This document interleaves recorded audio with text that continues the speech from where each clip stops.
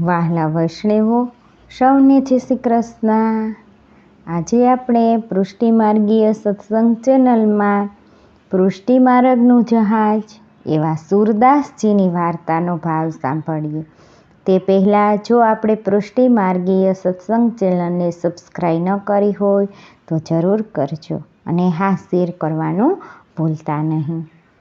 દિલ્હી પાસે સિંહી નામનું એક ગામ હતું। ત્યાં એક બ્રાહ્મણ કુટુંબ વસે છે। કુટુંબ મોટું છે પણ સ્થિતિ નિર્ધન છે। 3 પુત્રો હતા, તેમાં ચોથો આવ્યો એ તો ઠીક, પરંતુ ચોથો પુત્ર જન્મથી જ અંધ। ઘરમાં ગમગીની છવાઈ ગઈ। માતા પિતાને ચિંતાનો વિષય થઈ પડ્યો। સૌએ સૂર કહીને બોલાવતા, કોઈને એના ઉપર પ્રેમ નહીં, કોઈ એની કાળજી ન લે, સૌ એનો અનાદર કરે। જેમ તેમ તે મોટો થયો। એક દિવસ એવું બન્યું કે એમના એક યજમાનના ઘેર મોટું ટાણું આવ્યું। શ્રીમંત યજમાનને ગરીબ ગોરની દયા આવી। તેણે દક્ષિણમાં 2 સોના મહોરો મોકલી ગોર મહારાજ રાજી રાજી થઈ ગયા। ઘરમાં સૌને આનંદ થયો। એમને લાગ્યું કે 2-4 મહિનાની ભૂખ ભાંગી। ત્યાં રાત પડી। મૂંઝવણ થઈ કે આ મૂડીને મૂકવી ક્યાં? ઘર તો ખંડેર જેવું હતું। છેવટે કપડાના મેલા ટુકડાના છેડે સોના મહોરોને બાંધી દીધા। એક નાના ભડકિયામાં મૂકી। સૌને રાતે નિરાંતની ઊંઘ આવી, પણ ઘરના ઉંદરોને ઊંઘ ન આવી। આમેય અટકચાળી જાત ભડકિયાના દરમાંથી સોના મહોરવાળું કપડું ખેંચીને લઈ ગયા। તે ઠેઠ છાપરાની છતની બખોલમાં મૂકી આવ્યા। સવાર થતાં શોધાશ થઈ। મહોરોનો પત્તો ન લાગ્યો। સૌ મહોરને ગોતવા લાગ્યા। સૌ રડવા લાગ્યા। નથી રડતા એક સુરદાસ, તેઓ તો ઉલટાના શિખામણ આપે છે, બા બાપુજી, દુઃખ શા માટે કરો છો? ભગવાનનું સ્મરણ કરો। સુરદાસના શબ્દોથી બળતામાં ઘી હોમાયું અને ભડકો થયો।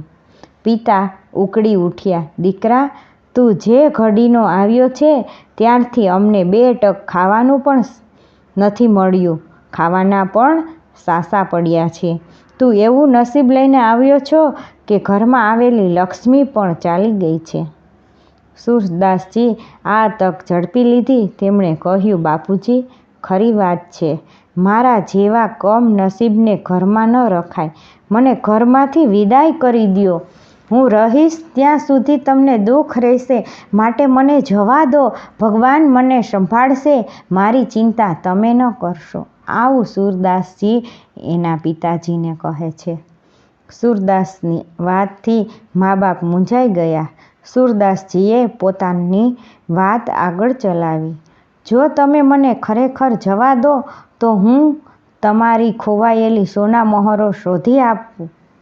પિતાએ કહ્યું, આખો તો ભગવાનને ઘેર મૂકીને આવ્યો છે, તું શું તારું કપાળ સોના મહોર શોધી આપવાનો છે? મને જવાની રજા આપો, પછી જુઓ તમને મહોરો બતાવું છું કે નહીં।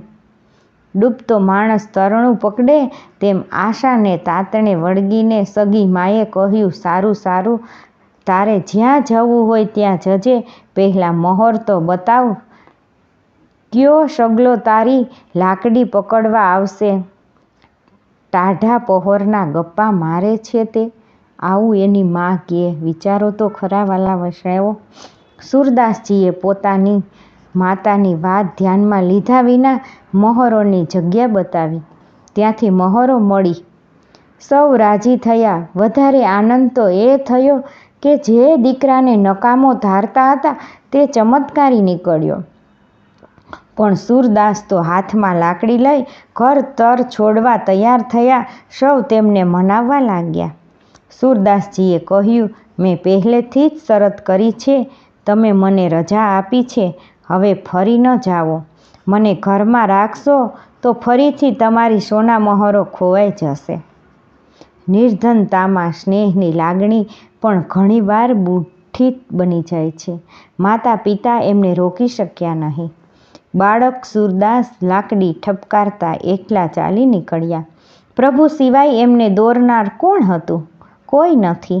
4 ગાંવ ચાલ્યા ત્યાં એક ગામ આવ્યું. ગામના ગોંદરે એક તળાવ છે. કાંઠે પીપળાનું ઝાડ છે. ત્યાં સૂરદાસે જમાવ્યું. તળાવમાંથી જળ પીધું. ભગવાન ભરોસે ભગવાનનું સ્મરણ કરતા બેઠા. લોકો નજર નાખે છે પણ કોઈને આ અંધ બાળક પર દયા આવતી નથી. જેની ફિકર કોઈ ન કરે તેની ફિકર ભગવાન કરે છે. ભગવાનનો ભક્ત સાવ ભૂખ્યો બેસી રહે તે કેમ બને? પરમ કૌતુકી પ્રભુએ નાટક રચ્યું. એ ગામનો જમીનદાર બ્રાહ્મણ હતો. આગલી રાતે તેની 10 ગાયો ચોરાઈ ગયેલી.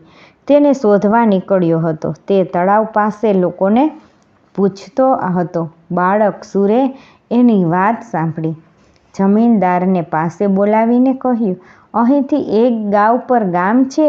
ત્યાંના જમીનદારના માણસો કાલ રાતે તમારી ગાયો ભગાડીને લઈ ગયા છે. એના ઘરમાં જ્યાં ઘોડા બાંધ્યા છે ત્યાં ગાયોને પણ બાંધી છે. તમને જરૂર તે મળશે. જમીનદારને નવાઈ લાગી. આટલો નાનો છોકરો અને તેય પાછો આંધળો, છતાં આવી વાત કરે છે. વાત મનાય તેવી નથી, પણ તપાસ તો કરીએ. બાળક સૂરદાસે બતાવેલા સ્થળેથી જમીનદારને એની 10 ગાયો મળી આવી. તેના આશ્ચર્યનો પાર ન રહ્યો. તે દોડતો સૂરદાસ પાસે આવ્યો. કહેવા લાગ્યો, બાળક, તને ધન્ય છે. તું ખરેખર ભગવાનનો ભક્ત છે. મારી ગાયો મળી ગઈ. હવે તારી બધી સેવા ચાકરી હું કરીશ. તું કહે તેવી વ્યવસ્થા કરી આપું. જુઓ ભાઈ, મારે ગામમાં નથી આવવું. હું તો અહીં જ રહીશ અને ભગવાનનું ભજન કરીશ. ભગવાન આપશે તે ખાઈશ. બાળક, ઝાડ નીચે ખુલ્લામાં રહેવાય નહીં. હું તને અહીં ઝૂંપડી બનાવી આપું છું. હું બ્રાહ્મણ છું. મારા ઘેરથી રોજ તારા માટે ભોજન લાવીશ. આવું પેલા બ્રાહ્મણ સૂરદાસને કહે છે. નાજી, રસ્તામાં લાવેલી દાળ રોટી અપવિત્ર કહેવાય. તે હું નહીં લઈ. તારા માટે હું દૂધમાં પૂરી શાક બનાવી લાવીશ. તું કોઈ વાતે ચિંતા ન કરીશ. જમીનદારે ત્યાં સરસ પર્ણકુટી બનાવી દીધી. સૂરદાસની ચાકરીમાં એક માણસ રાખ્યો. પોતાના ઘરેથી 2 વખત ભોજન મોકલવા માંડ્યું. આ અદ્ભુત બાળકની વાત ચારે બાજુ ફેલાઈ ગઈ. લોકો નવાઈ પામી સૂરદાસ પાસે આવતા. પોતપોતાની મૂંઝવણ કહેતા. દિવ્ય દ્રષ્ટિથી સૂરદાસ સૌને સાચી સલાહ આપતા. આસપાસના પ્રદેશમાં એમનો મહિમા વધ્યો. લોકોની ભીડ જામવા લાગી. સૂરદાસ તેમના મધુર કંઠથી વિવિધ રાગોમાં ભજનો ગાતા. સૌને આનંદ આવતો. કેટલાક લોકો તેમના સેવક થવા લાગ્યા. તેમની કંઠી બાંધવા લાગ્યા. સૂરદાસ હવે શૂર સ્વામી તરીકે જાણીતા થયા. ઝૂંપડીની જગ્યાએ મોટું પાકું મકાન બન્યું. સંપત્તિ વધવા લાગી. સૂરદાસની ઉંમર 18 વર્ષની થઈ. પણ સૂરદાસને વૈભવનો મોહ નથી. તેમને આ વૈભવ ભારરૂપ લાગે છે. ભગવાનની લીલાના જીવ છે, ફક્ત હૃદય છે, તેઓ વિચારવા લાગ્યા. ઘર છોડીને નીકળ્યો અને આ નવું ઘર ઊભું થયું. પ્રભુના ચિંતન માટે એકાંત પણ મળતું નથી. લોકો રાત દિવસ પીછો છોડતા નથી. ભક્તને તો દીનતા જોઈએ. લોકોએ મને સ્વામી બનાવી દીધો. મારી દીનતા ઓછી થાય છે. પ્રતિષ્ઠા પીડારૂપ લાગે છે. આ ઉપાધિમાંથી છૂટવું જોઈએ. એક દિવસ એમની વૈરાગ્ય ભાવના પરાકાષ્ઠાએ પહોંચી. ત્યાંથી ચાલ્યા જવાનો નિશ્ચય કર્યો. માતા પિતાને બોલાવી બધું સોંપી દીધું. ચૂપચાપ પહેરેલા કપડે ત્યાંથી નીકળી ગયા. તેમના કેટલાક ખાસ શિષ્યો આગ્રહ કરીને એમની સાથે ગયા. ભગવાન શ્રી કૃષ્ણ પ્રત્યે તેમને આદર અને ભક્તિભાવ હતો, એટલે વ્રજ તરફ મન ખેંચાયું. મથુરાજી આવ્યા. મથુરાજીની ધમાલથી અકળાયા એટલે ત્યાંથી પણ ચાલ્યા ગયા. મથુરા આગ્રા વચ્ચે શ્રી યમુનાજીના કિનારે તેમને જોઈતું એકાંત સ્થાન મળ્યું. તે ગૌ ઘાટ હતો. ત્યાં નિવાસ કર્યો. ફૂલની સુગંધ કદી પ્રસર્યા વિના રહેતી નથી. અહીં પણ તેમનું મહાત્મ્ય ફેલાઈ ગયું. પણ હવે મનમાં મોટાઈ નથી, પ્રતિષ્ઠાનો મોહ નથી, ધનનો લોભ નથી, છતાં એમાંથી છૂટવા મન તલસી રહ્યું હતું. તે માટે પ્રભુને સાચા હૃદયથી વિનંતી કરી રહ્યા હતા. પ્રભુએ એ વિનંતી સાંભળી. અડેલથી વ્રજ પધારતા શ્રી મહાપ્રભુજીએ એક દિવસ ગૌઘાટ ઉપર મુકામ કર્યો. ત્યાં શ્રી યમુનાજીમાં સ્નાન કરી આપ સંધ્યા વંદના કરતા હતા ત્યારે સૂરદાસજીના કેટલાક સેવકોને તેમના દર્શન થયા. સેવકો પ્રભાવિત થયા, તેમનો પરિચય જાણ્યો. તેમણે આવીને સૂરદાસજીને બધી વાત કરી. લીલાના જીવને લીલા મધ્યપાતી શ્રી વલ્લભનું આકર્ષણ થાય એમાં શ્રી સી નવાઈ. સૂરદાસજી શિષ્યોને લઈને શ્રી મહાપ્રભુજી પાસે પહોંચ્યા. સાષ્ટાંગ દંડવત કર્યા. શ્રી મહાપ્રભુજીએ કરુણાભરી વાણીથી એમનો સત્કાર કર્યો. આવો સૂરદાસજી, બેસો, અમને કંઈક ભગવદ્હાસ્ય ગાઈ સંભળાવો. સૂરદાસ ગદગદિત થયા. કહેવા લાગ્યા, મહારાજ, ભગવત યશ ગાતા તો મને ક્યાંથી આવડે? હું તો મહાપતિત જીવ છું, પણ આપની આજ્ઞા છે તો જેવું આવડે તેવું ગાઉં. તેમણે ગાયું, પ્રભુ હો સબ પતિત ન કોટિકો. હે પ્રભુ, હું બધા પાપી પતિતોનો શિરોમણી છું. એમનું દૈન્ય ભાવ ભરેલું ભક્તિપદ સાંભળી શ્રી મહાપ્રભુજીએ વિચાર કર્યો, આ જીવ ખરેખર કૃપાને પાત્ર છે. આપે આજ્ઞા કરી, સૂરદાસ, જીવ પાત્ર સ્વભાવથી દુષ્ટ છે, એમાં તમે નવું શું કર્યું? પણ એ દુષ્ટતા ભગવદ્ લીલાના ચિંતન અને ગાનથી દૂર થઈ શકે માટે ભગવદ્ યશ ગાવો. તમે તો શૂરવીર છો. શૂર થઈને આવી કાયર વાણી કેમ ઉચ્ચારો છો? પ્રભુ, ભગવાનની લીલા તો આપ અનુભવ કરાવો ત્યારે ગવાય. આજ સુધી હું તો આવા દીનતાના પદો જ ગાતો આવ્યો છું. જાઓ, શ્રી યમુનાજીમાં સ્નાન કરીને આવો. શ્રી મહાપ્રભુજીએ તેમને નામ નિવેદન કરાવ્યું. પછી ભાગવતના 10મા સ્કંધની અનુક્રમણિકા સંભળાવી. તે સાથે સૂરદાસજીના અંતઃકરણમાં પ્રેમ લક્ષણા ભક્તિના ભાવો ઉઠવા લાગ્યા અને 10મ સ્કંધની વિવિધ લીલાઓના પદો એમના કંઠથી ગવાવા લાગ્યા. તેમણે આવા 1.25 લાખ પદ રચવાનો સંકલ્પ પણ કર્યો. શ્રી સૂરદાસજીએ તરત જ વ્રજ ભયો મહર કે પૂત એ વધાઈ ગાઈ શ્રી મહાપ્રભુજી ઘણા પ્રસન્ન થયા. સૂરદાસજીએ વિનંતી કરી, મહારાજ, હું તો આપનો દાસ બન્યો, પણ મેં અજ્ઞાનવશ કેટલાક લોકોને કંઠી બાંધી છે અને સેવક કર્યા છે. આપ તેમના ઉપર કૃપા કરો અને તેમનો પણ ઉદ્ધાર કરો. શ્રી મહાપ્રભુજીએ તેમના સેવકોને પણ નામ મંત્ર આપ્યો. આપે આજ્ઞા કરી, આજથી તમે સુરસ્વામીમાંથી સૂરદાસ બન્યા છો. હવે તમારે સંસારની ફિકર કરવાની નથી. તમે અમારી સાથે વ્રજમાં ચાલો. શ્રી ગોવર્ધનનાથજીને તમારા કીર્તનોથી રીઝવો. ત્યાં રહીને એમના કીર્તનની સેવા કરો.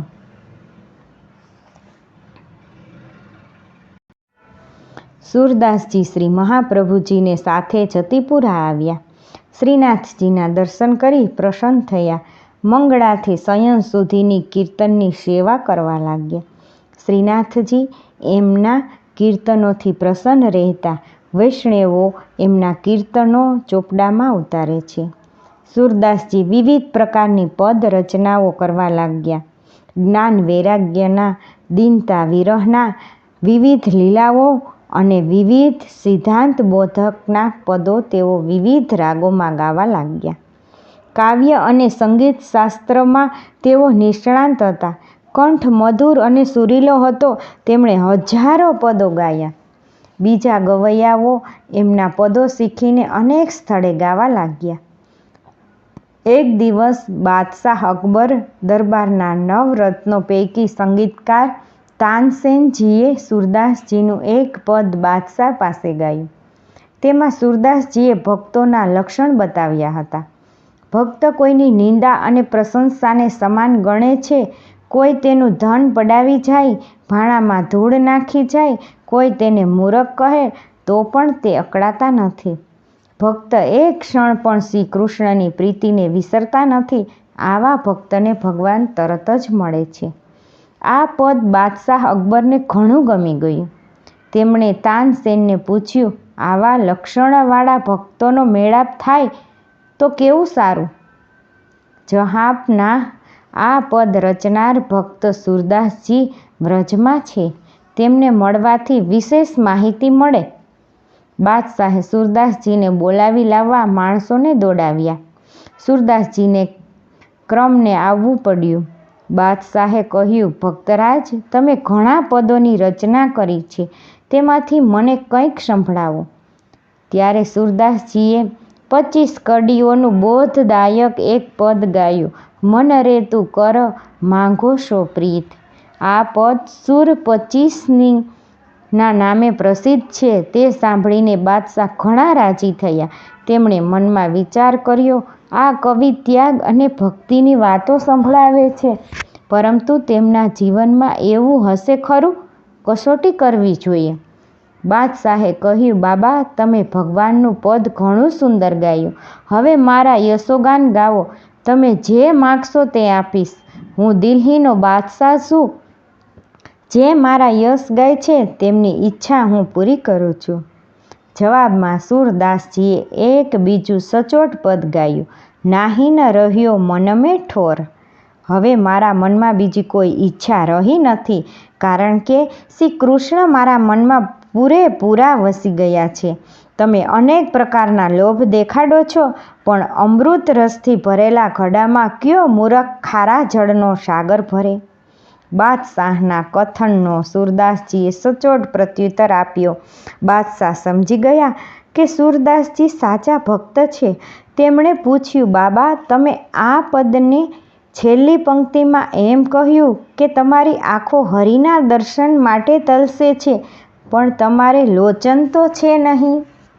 બાદશાહ, બહારની આંખો સૌને હોય છે, પણ તે આંખો હરિદર્શન માટે આતુર હોતી નથી. તે માટે હૃદય ચક્ષુ ખોલવા જોઈએ. બાદશાહે પ્રસન્ન થઈ ઘણું દ્રવ્ય આપવા માંડ્યું, પણ સૂરદાસજીએ કંઈ લીધું નહીં. છેવટે બાદશાહે કહ્યું, ભક્તરાજ, કંઈક તો માગો.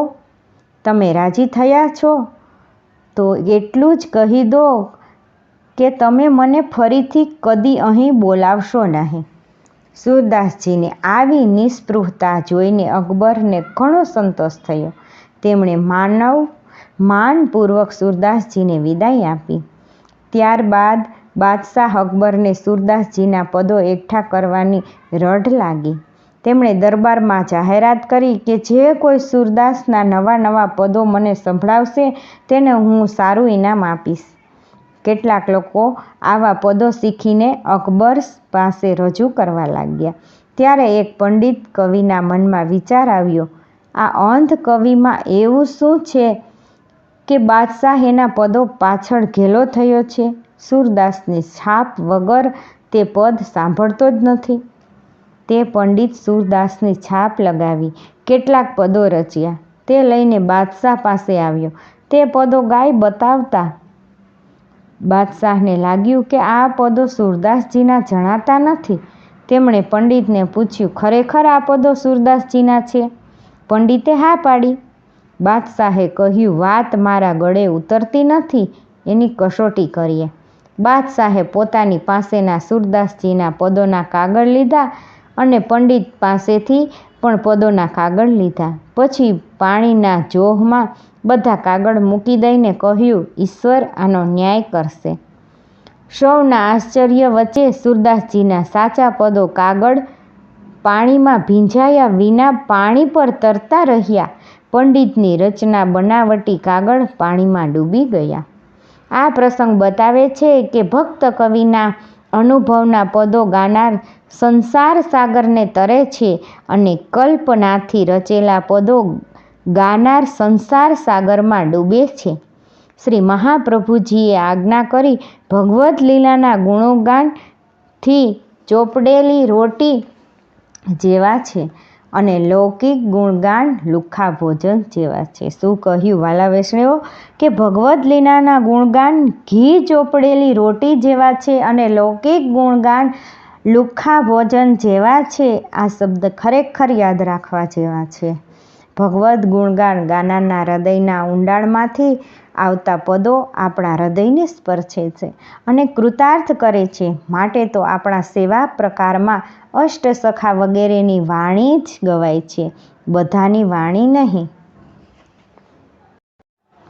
સુરદાસજી જેવા દર્શન કરતા તેવા જ પદો ગાતા. શ્રી ગુસાઈજીના બાળકોને ઘણી નવાઈ લાગતી કે સુરદાસજીને નેત્રો નથી, ત્યારે જે વસ્ત્ર શૃંગાર કર્યા હોય તેનું આબેહૂબ વર્ણન તેઓ કેવી રીતે કરે છે? તેમની પરીક્ષા કરવી જોઈએ. આવો વિચાર કરી શ્રી ગોવિંદરાયજી, શ્રી બાલકૃષ્ણજી અને શ્રી ગોકુલનાથજી શ્રી સુરદાસજીને ગોકુળ લઈ આવ્યા. ભર ઉનાળાના દિવસો હતા. સૌ બાળકો સેવામાં પધાર્યા. શ્રી નવનીત પ્રિયજીને શૃંગાર ધરવાનો સમય થયો. ગરમી હોવાથી શ્રી ઠાકોરજીને કેવળ બારીક મોતીની એક કંઠસરી, નકવેસર અને કર્ણફૂલ ધરી દર્શન ખોલી દીધા. અન્ય કોઈ શૃંગાર કે વસ્ત્ર ન ધર્યા. શૃંગાર કરતા પહેલાં સુરદાસજીને ચોકમાં બોલાવીને બેસાડ્યા હતા. ત્યાં કોઈ પણ માણસ ન રહે તેની ચોકસાઈ રાખી હતી. દર્શન ખોલતા જ શ્રી ગોકુલનાથજીએ આજ્ઞા કરી, સુરદાસજી કીર્તન કરો. સુરદાસજીએ બિલાવલ રાગમાં ગાયું, દેખો રી હરી નગમ નગા. શ્રી ગોકુલનાથજીએ પૂછ્યું, સુરદાસજી, અરે આવું પદ ગવાય? વસ્ત્ર આભૂષણનું વર્ણન તો કરો. મહારાજ, આપે અદ્ભુત શૃંગાર કર્યો એટલે મેં અદ્ભુત પદ ગાયું. આપે કંઈ ધર્યું હોય તો હું ગાઉં ને? બાળકોએ આ વાત શ્રી ગુસાઈજીને કરી ત્યારે શ્રી ગુસાઈજી ઘણા પ્રસન્ન થયા. સુરદાસજી પર શ્રી ઠાકોરજીની આવી કૃપા હતી. બહારના નેત્રો ન હોવા છતાં હૃદય ચક્ષુથી તેમને બધા દર્શન થતા હતા. આમાં આશ્ચર્ય પામવા જેવું કંઈ નથી. આપણા શરીરમાં જેમ બહારની ઇન્દ્રિયો છે તેમ શરીરની અંદર સૂક્ષ્મ ઇન્દ્રિયો છે. આપણને ઊંઘમાં સ્વપ્ન આવે છે ત્યારે જે દ્રશ્ય જોઈએ છીએ અને શબ્દ સાંભળીએ છીએ તે આ સૂક્ષ્મ ઇન્દ્રિયોને કારણે. જ્યારે આપણો દેહ છૂટે ત્યારે આત્માની સાથે આપણી અંદર રહેલા સૂક્ષ્મ શરીર, જેને લિંગ દેહ કહેવામાં આવે છે, તે પણ ચાલ્યું જાય છે. મહાપુરુષોને જે અલૌકિક અનુભવ થાય છે તે આ સૂક્ષ્મ ઇન્દ્રિયોથી જ થાય છે. ભક્તોને પ્રભુનો અનુભવ હૃદયમાં આ સૂક્ષ્મ ઇન્દ્રિયો દ્વારા જ થાય છે. એવી દિવ્ય દ્રષ્ટિ સુરદાસજીને પણ પ્રાપ્ત થઈ છે. ચંદ્ર સરોવર ઉપર પરાશોલીમાં એક નાની સરખી કુટીરમાં સુરદાસજી રહેતા.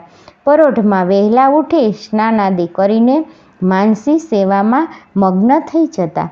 પછી તેઓ અન્યોર થઈ શ્રી ગિરિરાજજી ઉપર શ્રીનાથજીના મંદિરે જતા. ત્યાં મંગળાથી રાજભોગ સુધી કીર્તન સેવામાં તત્પર રહેતા. રાજભોગ પછી પરાસોલી પાછા આવતા. મંદિરમાંથી એક ભીતરીયો પ્રસાદની પાતળ મૂકી જતો. સુરદાસજી પ્રસાદ લેતા ઘડીક વિશ્રામ કરી પદ રચનામાં તત્પર થતા. સાંજે પાછા ઉત્થાપનથી શયન સુધી મંદિરમાં કીર્તનની સેવા કરતા. રાત્રે ભગવત વાર્તા કરતા. આવી તેમની દિનચર્યા હતી. તેઓ એકલા હોવાથી તેમણે પોતાની સહાયતામાં એક વ્રજવાસીને રાખ્યો હતો. તેનું નામ ગોપાલ. એક દિવસ તેઓ બપોરે પ્રસાદ લેવા બેઠા ત્યારે ગોપાલને કહ્યું, ભાઈ, જળની લોટી ભરીને મારી પાસે મૂક. ગોપાલે તે વખતે બહાર જતો હતો. પોતનું કરવા માટે ગોબર લાવવાનું હતું. 5 મિનિટનું કામ હતું એટલે આવીને જળની લોટી મૂકું છું એવું વિચારીને તે ચાલી નીકળ્યો. ત્યાં ગોપાલને એનો કોઈ મિત્ર મળી ગયો. તે વાતોમાં ચઢી ગયો અને જળની લોટીની વાત ભૂલી ગયો. પ્રસાદ લેતા સુરદાસજીને તરસ લાગી. આસપાસ હાથ ફેરવ્યો પણ લોટી ન મળી. તેમણે ગોપાલને બૂમો પાડી પણ ગોપાલ હોય તો સાંભળે ને. તેમનો કંઠ સુકાવા લાગ્યો. કોળિયો ગળે અટકી ગયો. બોલાતું બંધ થયું. શ્વાસ રૂંધાવા લાગ્યો, આકુળ વ્યાકુળ બની ગયા. એટલામાં તેમની નજીકમાં કોઈએ જળ પાત્ર મૂક્યું હોય તેમ વાસણનો અવાજ આવ્યો. માન્યું કે ગોપાલ મૂકી ગયો. તેમણે જળ પાત્ર લીધું અને જળપાન કર્યું. વ્યાકુળતા દૂર થતાં પ્રસાદ લીધો. બીજી બાજુ ગોપાલને યાદ આવ્યું કે સૂરદાસજીને જળની લોટી આપી નથી. તે પસ્તાવો કરતો દોડતો આવ્યો. કહેવા લાગ્યો, બાબા, મારી ભૂલ થઈ ગઈ. તમને જળ વગર તકલીફ પડી હશે. સૂરદાસજીએ કહ્યું, ગોપાલ, આજે તે લોટીને બદલે જારી મૂકી છે. જો એમાંથી મેં જળપાન પણ કર્યું, હજી તે ત્યાં જ પડી હશે. ગોપાલે ત્યાં જોયું, સુંદર સોનાની જારી હતી. તેનાથી બોલાઈ ગયું, બાબા, મોટો ચમત્કાર થઈ ગયો. આ તો શ્રીનાથજીની સોનાની જારી છે. મારી ગેરહાજરીમાં ચૂપચાપ એ કોણ મૂકી ગયું હશે? સૂરદાસજી ચમક્યા. ભાઈ, જરૂર શ્રીજીએ મારે માટે શ્રમ લીધો. બહુ ખોટું થયું. શ્રી ઠાકોરજીને શ્રમ પડ્યો? ગોપાલ, તારી ફોઈએ તારું નામ ગોપાલ પાડ્યું, એને લઈને આ પંચાત થઈ. મને તરસ લાગી. મેં ગોપાલ ગોપાલ કહીને બૂમો પાડી. તે ન સાંભળી, પણ મંદિરવાળા ગોપાલે મારી સાંભળી. એ દોડી આવ્યા. પ્રભુને ક્ષમ કરાવ્યાનો આજે આપણને અપરાધ થયો છે. ફરી આવી ભૂલ ન કરીશ. કેવા ભક્ત વત્સલ ભગવાન! ભક્ત દુઃખ પામે ત્યારે ભગવાન દુઃખી થાય. ભગવતીય અને ભગવાન વચ્ચે એવું ઐક્ય સદાય છે. ભક્તિ માર્ગની આ તો મોટી વિશિષ્ટતા છે. શ્રી ગોવર્ધનની અદ્ભુત ઝાંખી શ્રી ગિરિરાજજી ઉપર થતી હતી. ભાવિક ભગવતીઓ દેશ પરદેશથી આવીને દર્શનનો અનેરો આનંદ લેતા.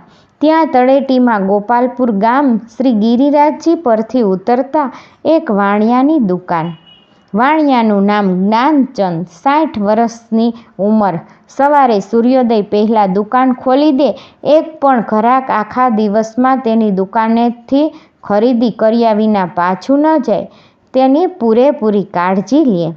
ધનનો પરમ લોભી. ધનને જ તેણે ધર્મ માની લીધો હતો. દરરોજ વૈષ્ણવો શ્રીજીના શૃંગારના દર્શન કરીને નીચે આવે. જેને સીધું સામાન લેવાનું હોય તે જ્ઞાનચંદની દુકાને જાય.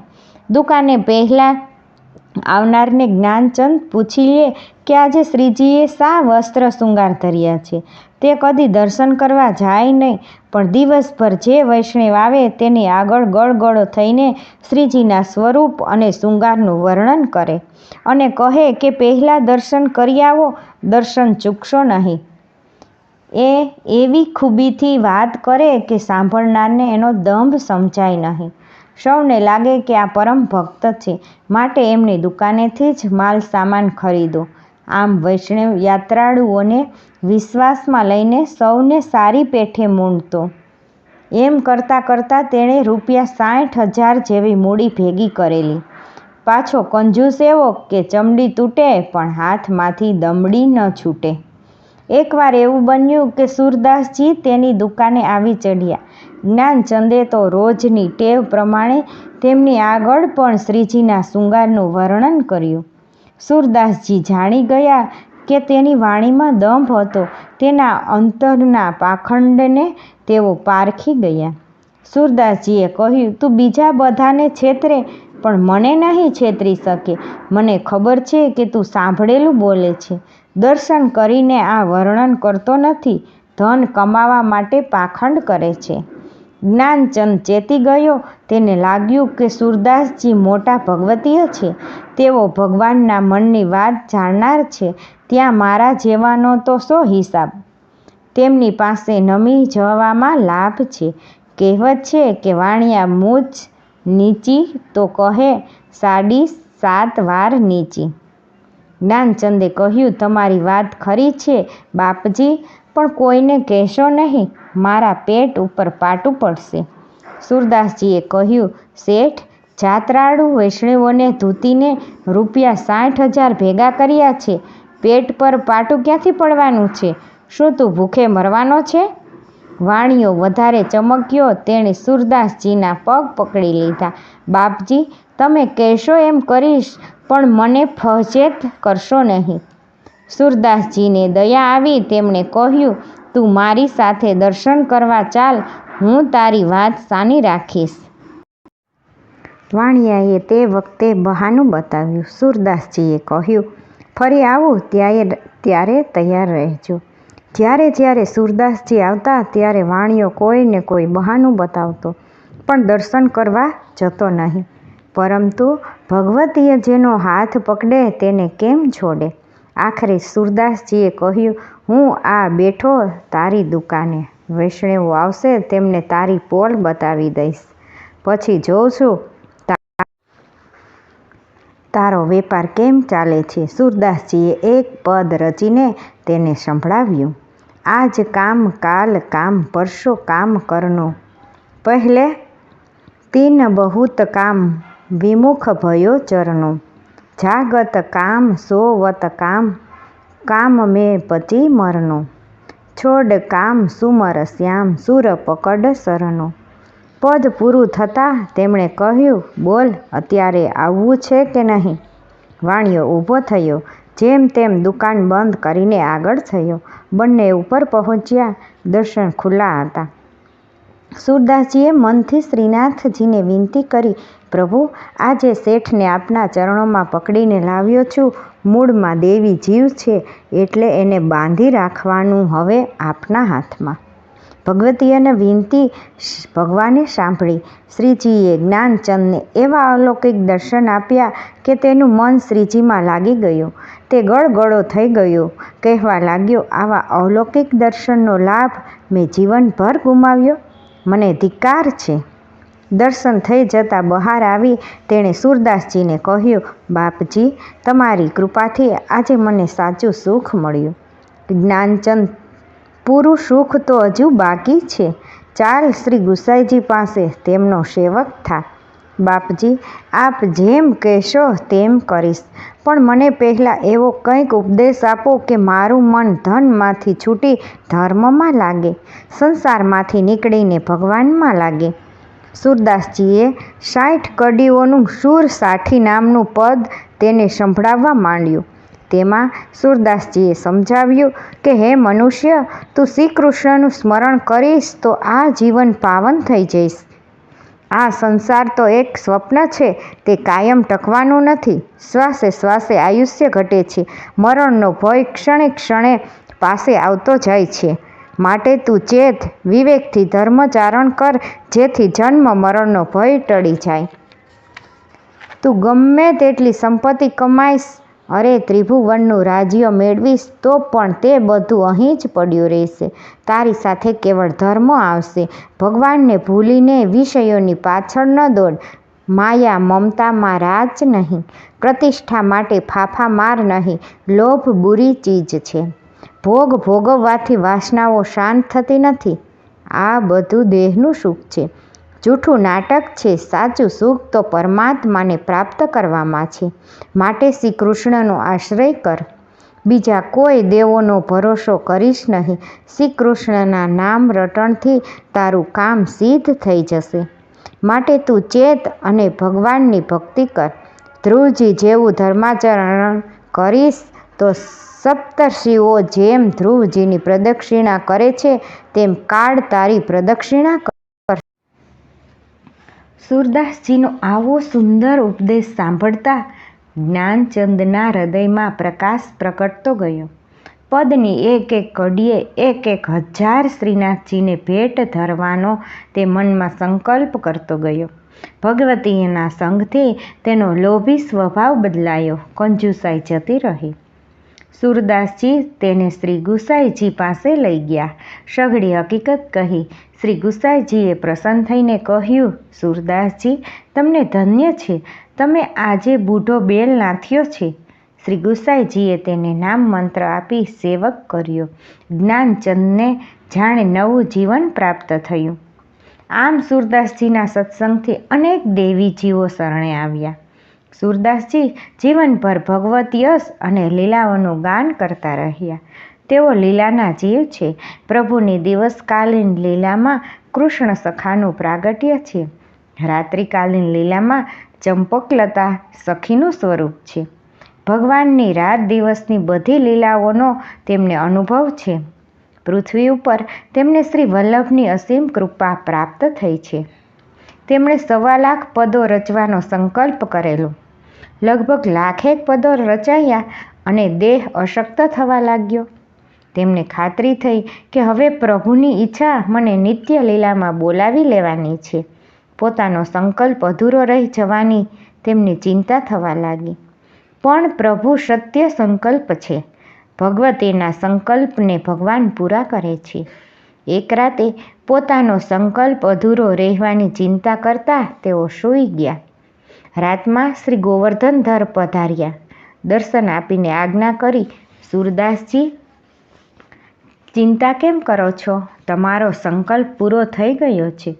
1.25 લાખ પદો તમારા ચોપડામાં છે. ગણતરી કરાવી લો. હવે ત્વરે લીલામાં પાછા આવો. સૂરદાસજી આશ્ચર્યચકિત થયા. પ્રભુ પોતાની કેટલી કાળજી લઈ રહ્યા છે એ વિચારી રોમાંચિત થયા. સવારે વૈષ્ણવો પાસે પદોની પોથી જોડાવી. વૈષ્ણવોએ કહ્યું, પોથીઓમાં વચ્ચે વચ્ચે ખાલી જગ્યાઓમાં સુંદર હસ્તાક્ષરથી ઘણા નવા પદો લખાઈ ગયા છે. તેમાં છાપ પણ જુદી છે. તેમાં સુરશ્યામની છાપ છે. તેની સંખ્યા 25,000 છે. કુલ 1.25 લાખ પદો પોથીઓમાં લખાયેલા છે. આ જાણી સૂરદાસજી ઘણા પ્રસન્ન થયા. સૂરદાસજીના જીવનમાં બનેલા કેટલાક પ્રસંગો વાદ્ય સાહિત્યમાં નથી પણ અન્ય ગ્રંથોમાંથી આપણને મળી આવે છે. તે પણ આપણે આગળ જાણીશું. વાલા વૈષ્ણવને જય શ્રી કૃષ્ણ.